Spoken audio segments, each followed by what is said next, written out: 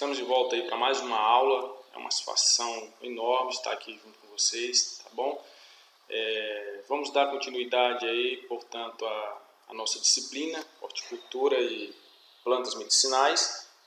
Na nossa primeira aula, a gente discutiu aí alguns conceitos, né, do que vem ser a horticultura, quais as plantas ou as culturas que são de competência ou fruto de estudo dessa disciplina.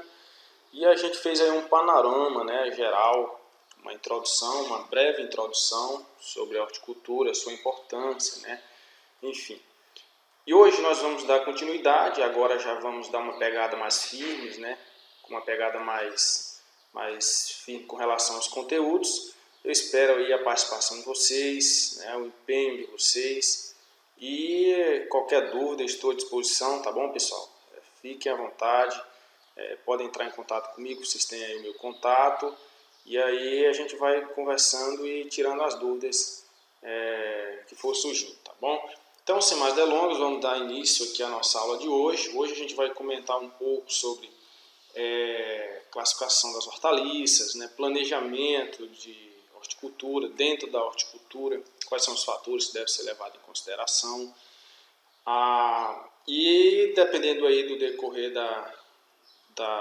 do nosso tempo aqui, né, da aula, a gente vai adentrar em outros conteúdos, tá bom? Bom, eu acredito que com essa aula a gente já vai conseguir fazer algumas atividades, provavelmente nessa semana ainda, enfim, eu vou ver aqui como que vai ser a dinâmica, mas com a primeira aula e essa aula você já tem aí conteúdo para fazer uma atividade e tá aí preparado para a prova semestral, tá bom, gente? Então vamos lá. A gente tinha parado aí falando um pouco, né, da importância da horticultura e o cenário nacional, né, mundial da horticultura, tá? Bom, hoje nós vamos falar, aliás, começar falando da classificação das hortaliças, tá bom? Porque assim, pessoal, devido à grande quantidade de espécies envolvidas, né, e às particularidades de cada cultura, torna-se, digamos assim, necessário uma metodologia, né, que seja capaz de evidenciar as semelhanças e as diferenças, né, seja elas botânicas ou de ordem tecnológica, digamos assim, entre essas culturas. Então, por isso, procura-se agrupar, né, didaticamente, digamos assim, essas culturas. E nesse sentido existem várias classificações baseadas nas características comuns, tá bom? Bom, as hortaliças de modo geral, elas são classificadas, recebem a classificação quanto à parte utilizável, né, ou a parte consumida. A primeira classificação que a gente traz aqui é quanto ao tipo de fruto, né? E aí a gente traz um tipo de hortaliça que é conhecida como hortaliças tuberosas. O que são hortaliças tuberosas, pessoal? Hortaliças tuberosas são aquelas cujas partes utilizáveis desenvolvem-se dentro do solo, né? Ou seja, estão abaixo da superfície do solo. Compreendo aí, por exemplo, os tubérculos, né? Que é no caso da batatinha, do cará, né? Nós temos os rizomas, né? O inhame, que aí é um exemplo clássico, né, dessa cultura. Nós temos o bulbo, que é a cebolinha, o alho. E nós temos ainda as raízes tuberosas, né? As famosas raízes tuberosas, que são a cenoura, a beterraba, a batata doce, a própria mandioca, né? A mandioquinha, né? A macaxeira aqui na nossa região. Então essas são as hortaliças tuberosas, tá bom, pessoal? Então gravem é só associar, são aquelas hortaliças que se desenvolvem dentro do solo, né? Abaixo da superfície, perfeito? Existe uma outra grupo de hortaliças que a gente chama de hortaliças herbáceas, né? As hortaliças herbáceas são aquelas, pessoal, cujas partes aproveitáveis, né, ou consumíveis situam-se acima do solo, portanto são tenras, né, e suculentas na maioria das vezes. Aí nós temos aquelas que nós chamamos de folhosas, temos o alface, a taioba, o repolho, o espinafre, e temos aquelas que nós consideramos como talos e hastes, né, que são as partes consumíveis. Aí nós temos os aspargos, os funchos, o aipó, né, enfim, tem aí vários outros outras hortaliças que a gente consome a parte aí de talos e artes, beleza? E dentro das hortaliças herbáceas temos aquelas que são parte aí de florescências, né, e flores. Nesse caso aí temos como principal exemplo a couve-flor, né, o brócolis e a alcachofra, né, são os principais, mas existem outras também, tá bom, pessoal? Que são utilizados aí na culinária. Então aqui é o grupo das hortaliças herbáceas. Percebam que são aquelas que se situam acima do solo, diferente daquelas lá que acabamos de ver que são as hortaliças tuberosas, tá bom? Bom, nós temos ainda um outro grupo de hortaliça, bastante comum e conhecido por vocês também, que nós chamamos de hortaliças frutos. O que vem ser hortaliças frutos? Né? Utiliza-se aquelas hortaliças aí que a gente utiliza-se o fruto, né? Seja ele verde ou maduro, né? Todo ou em parte. A melancia, por exemplo, o pimentão, né? Muito comum aí, muito consumido. A ervilha, enfim, o tomate, né? Aqui o tomate nós temos aí o jiló, a berinjela, a abóbora, ou seja, são hortaliças frutos, recebem essa denominação, né? Muitas vezes são considerados frutos, por exemplo, a melancia, tem pessoas que consideram a melancia como fruto, né?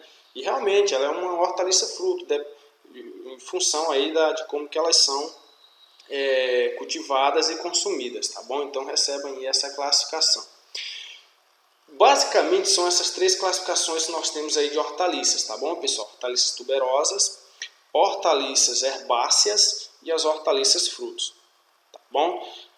Bom, existem outras classificações, aí eu não vou entrar aqui até por conta do tempo, mas assim, de forma mais simples, né, incorreta e pouco abrangente também, e muito utilizada, é a que reúne todas as hortaliças em dois grandes grupos. Vocês já devem ter ouvido, né, que é a parte de verduras e os legumes. O critério para enquadrar, né, aí as numerosas hortaliças cultivadas num ou outro grupo seria a adequação ou não da tradicional daquela caixa do tipo K, não sei se vocês já perceberam, né? Aquela caixa de madeira que você coloca lá as hortaliças.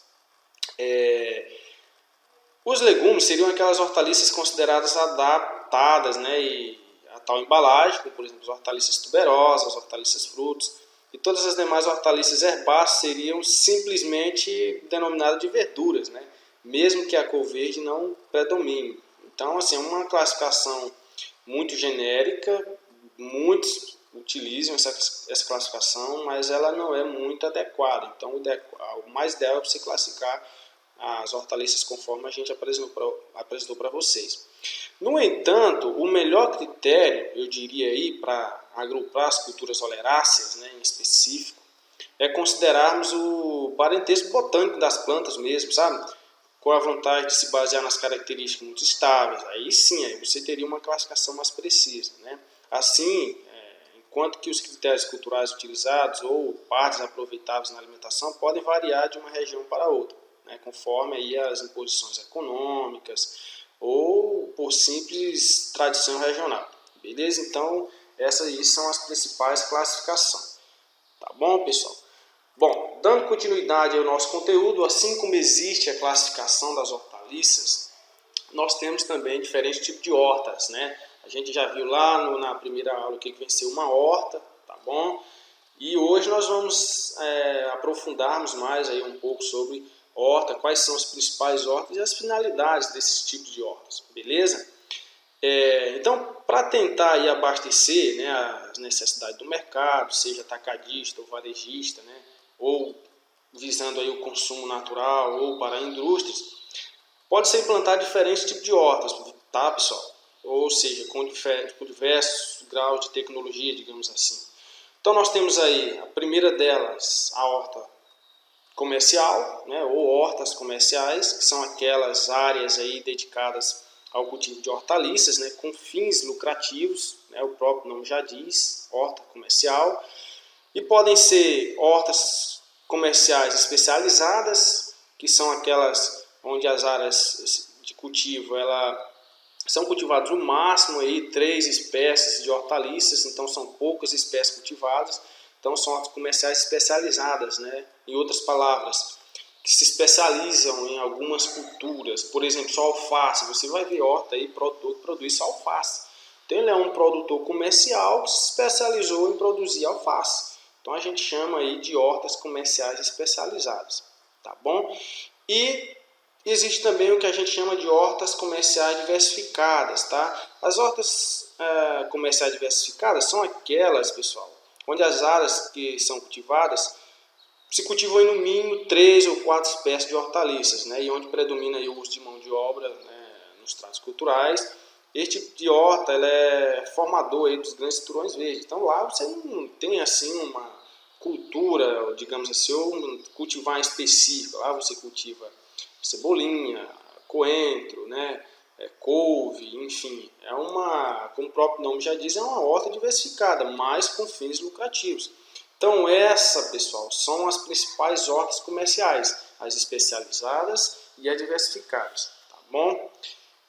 Um outro tipo de horta que a gente tem aí, outro tipo de horta, é as hortas educativas, né? O que vem ser uma horta educativa? O próprio nome já diz tudo, né? São áreas dedicadas para ensinar, por exemplo, técnica de cultivo, de hortaliças diversas, né? O que nós temos aí no Cefa, por exemplo, né? Nossas hortas, muitas vezes, lógico, tem finalidade de produzir, mas também com fins didáticas, né? Onde nós fazemos nossas aulas práticas, aprendemos técnicas de cultivo, né? Sistemas de plantio, espaçamento, os principais tratos culturais. Então são essas as finalidades aí das hortas educativas, né? São outro tipo de hortas que nós temos, tá bom, pessoal? No que se refere aí às classificações de hortas.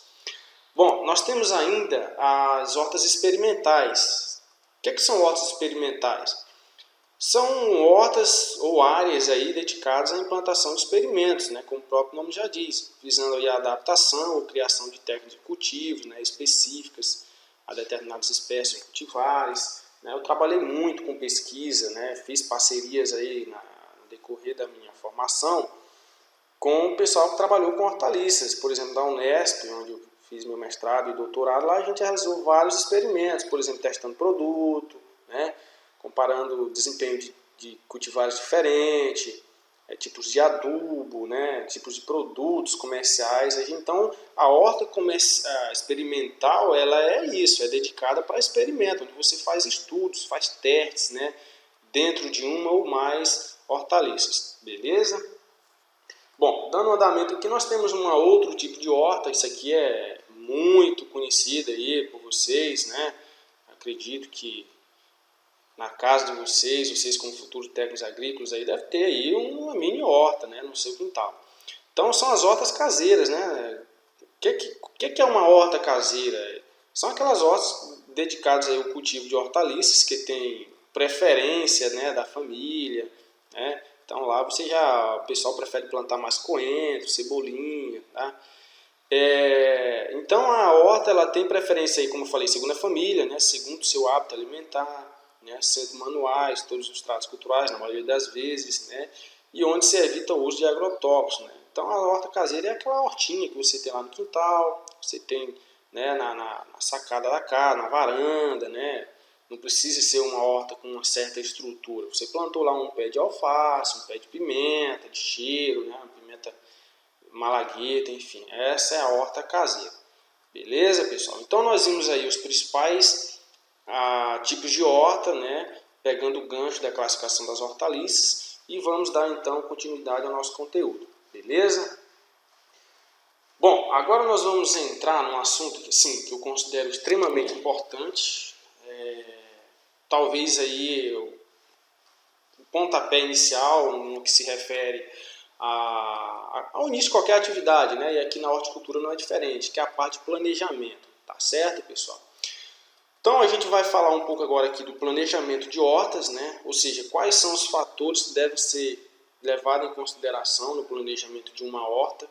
E aí a gente vai falar, dentre esses fatores, né, considerando aí o planejamento de horta, né, o mercado, as condições de clima e solo, né, a escolha da espécie a ser cultivada, né, ou a cultivar, a ser adotada aí, a mão de obra e os recursos financeiros. Então são esses os principais fatores que devem ser levados em consideração para a implantação de uma horta. Então você não é simplesmente decidiu implantar uma horta e vai implantar uma horta. Precisa fazer um estudo dos recursos, né, dos fatores que vão afetar o sucesso ou não dessa sua atividade, né, da sua horta. Tranquilo? Então vamos, dentre outros fatores, como eu já falei, a gente vai falar aqui, começa falando do mercado, né?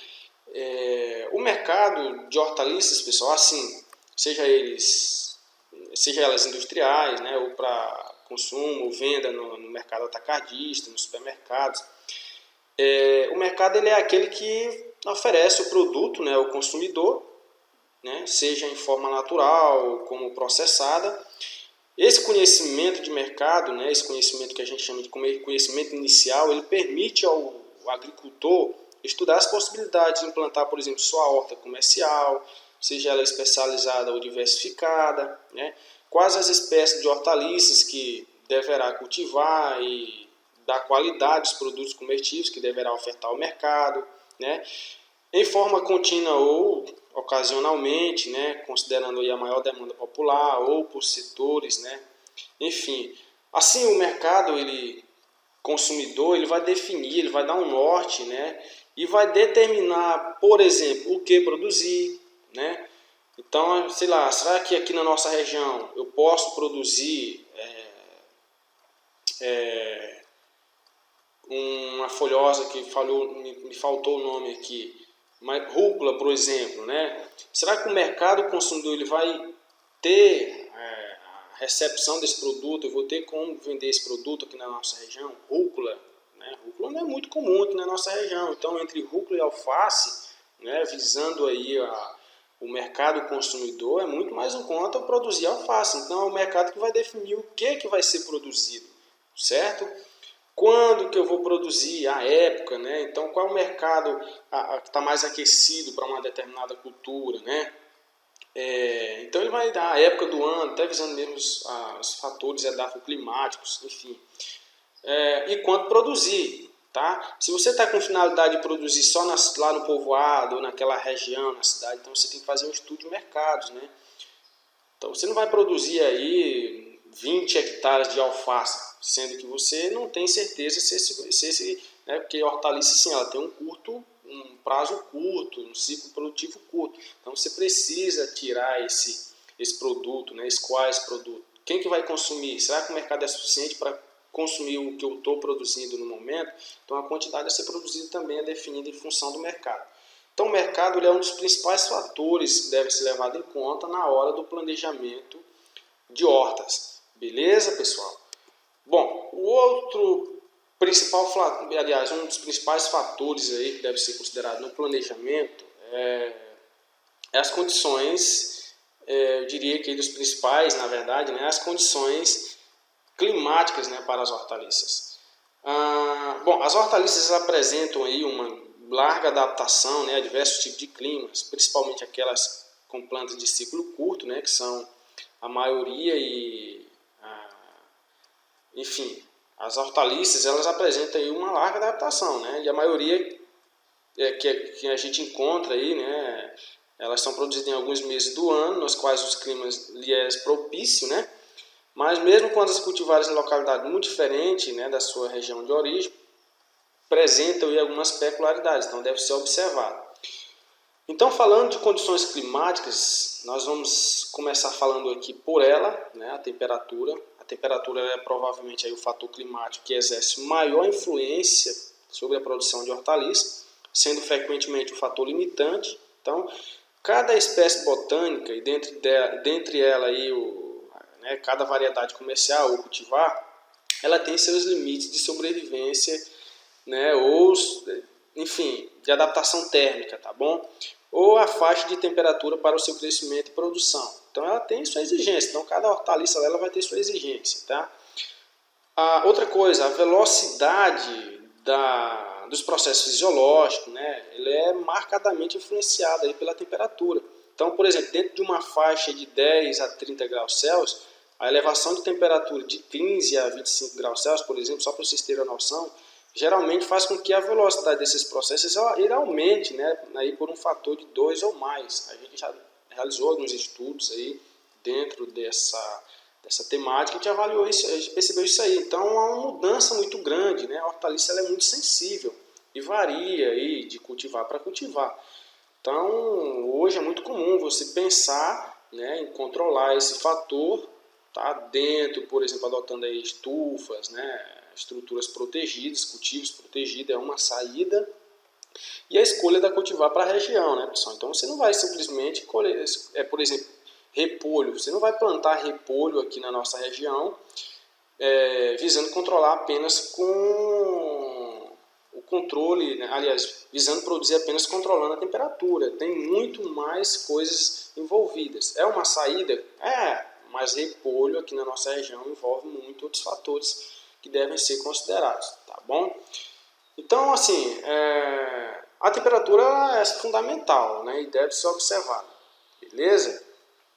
Então, só para vocês terem ideia, né, a temperatura mínima, por exemplo, ela induz o crescimento lento das plantas, né, e o aumento do ciclo vegetativo, que é aquela parte da planta que está em crescimento, produção de folhas, né, enfim. Mas também pode aumentar a capacidade produtiva, desde que controlada, tá bom? Por outro lado, a temperatura máxima ela pode induzir o crescimento rápido das plantas, né? Até mesmo pelo excesso da atividade fotossintética, e consequentemente ela diminui a parte do ciclo vegetativo, né? E consequentemente a capacidade produtiva. Então as temperaturas mínimas, ótimas e máximas para as plantas, elas podem variar à medida que a planta se adapta às condições do ambiente, né? Então, aí dependendo das espécies, né, e principalmente das cultivares, vale ressaltar isso, esses extremos de temperatura podem acelerar a passagem da fase vegetativa para a fase reprodutiva.